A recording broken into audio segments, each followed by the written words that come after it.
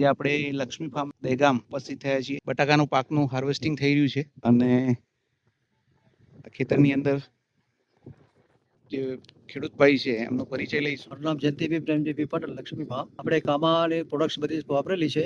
એમાં મગફળી પર સારું ઉત્પાદન મળેલું છે. અગાઉ હાર્વેસ્ટિંગ કર્યું હતું પુંખરાજમાં પણ 500 ઉપરનું ઉત્પાદન મળેલું છે. અને અત્યારે લોકર વેરાયટી ચાલુ છે. વેરાયટીમાં પણ સારું ઉત્પાદન મળે એવી શક્યતા છે. બરાબર છે. આપણે આ સાઈઝ જોઈએ અત્યારે કે લોકરમાં સાઈઝ કેવી લાગી રહી છે તમને? લોકરમાં સાઈઝ અત્યારે મોટી જ છે. બરાબર છે. યુનિફોર્મ સાઈઝ છે. યુનિફોર્મ સાઈઝ છે અને ઉત્પાદન બી મળશે. જે પોખરાજ છે એ ભાગમાં આપણે હાર્વેસ્ટિંગ થયું તો કેટલું ઉત્પાદન આવ્યું?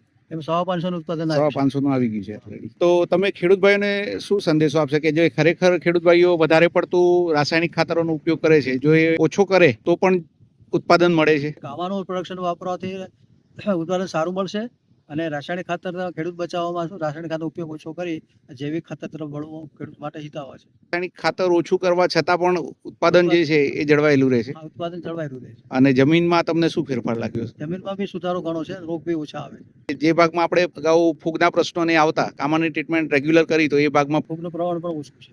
આ કામાની પ્રોડક્ટ વાપરી ઓછી આવે તો બીજા ખેડૂત ભાઈઓ ઉપયોગ કરે તો એમને પણ સારો ફાયદો થાય. મારી પણ વિનંતી છે કે બીજા ખેડૂતો પણ કામાના પ્રોડક્ટનો ઉપયોગ કરે. જમીન બી સુધરશે, ઉત્પાદન બી સારું મળશે અને ખર્ચ બી ઓછા આવશે. બરાબર છે. ખૂબ આભાર. દેખાય છે. ખૂબ આભાર. ધન્યવાદ.